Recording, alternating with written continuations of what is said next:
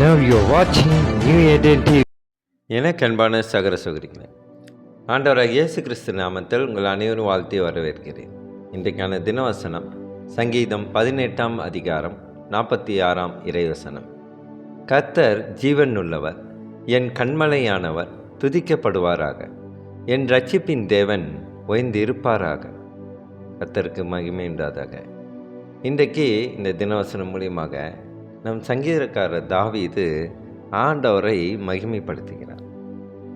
அதாவது சமாளிக்க முடியாத அளவுக்கு நிலைமை படுமோசமாக இருக்கும் ஒரு காலத்தில் நாம் வாழ்கிறோம்.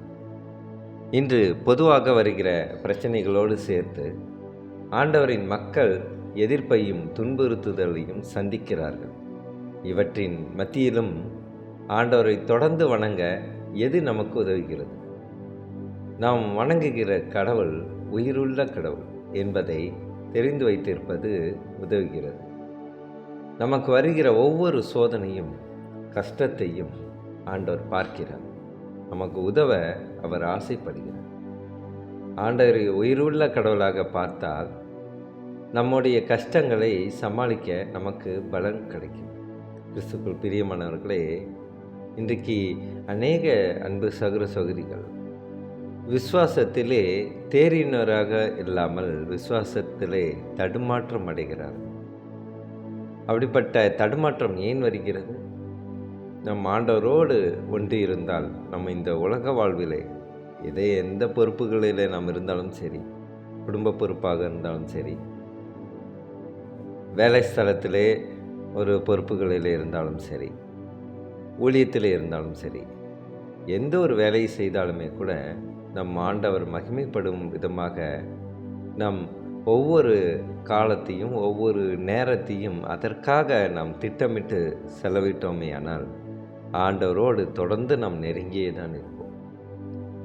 உலகத்திலே சில காரியங்களை நாம் செய்யும்போது ஆண்டவரை விட்டு விலகி போவது போல நமக்கு உணர முடியும். அது அனைவருக்கும் அனுபவம்தான். ஏன் எனக்கும் கூட அது அனுபவம்தான். ஆனால் அதற்கான ஒரு நேரத்தையும் ஆண்டவருக்காக நாம் ஒதுக்கப்படும் நேரமானது மிகவும் உன்னதமானது.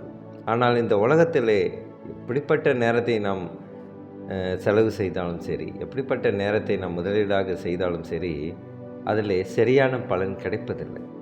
கிறிஸ்துக்குள் பிரியமானவர்களே, தாவீது இப்படி தான் ஆண்டவருக்காக நேரத்தை ஒதுக்கினார். அவரோடு பேசினார், முகமுகமாக பேசினார். எப்படி? ஜபத்தின் மூலியமாக.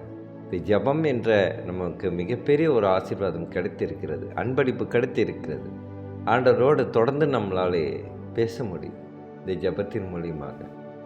கிறிஸ்துக்குள் பிரியமானவர்களே, நம் ஆண்டவரோடு நெருங்கி இருப்பதற்கும் அவருடைய வல்லமை என்னவென்று நாம் அறிந்து கொள்வதற்கும் ஜெபிப்போமா?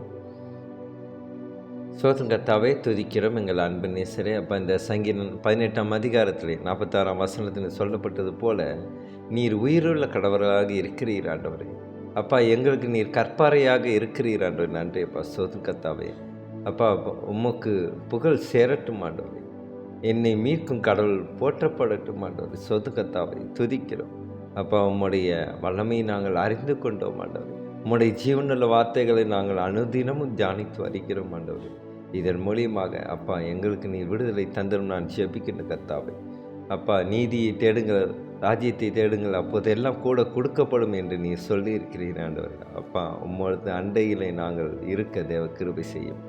உங்களுக்காக நாங்கள் நேரத்தை செலவு செய்ய அப்பா 1 மணி நேரமாவது உமக்காக நாங்கள் கொடுப்பதற்கு தேவ கிருபை செய்யும் ஆண்டவர். எங்கள் அன்பு சகோதர சகோதரிக்கு நான் ஜெபிக்கின்ற கர்த்தாவே, அவர்களும் கூட இந்த நாளிலே இந்த தினவசனத்தை தியானிக்கும் பொழுது உம்மோடு இருக்கும் பந்தத்தில் நெருங்கி வர தேவ கிருபை செய்யும். சோதம் கர்த்தாவை துதிக்கிறோம், இயேசு மூலமாக ஜெபிக்கின்றோம் நல்ல பிதாவே.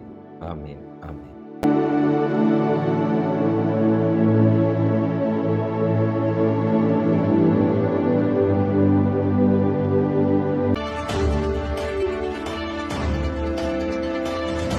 Now you're watching New Eden TV.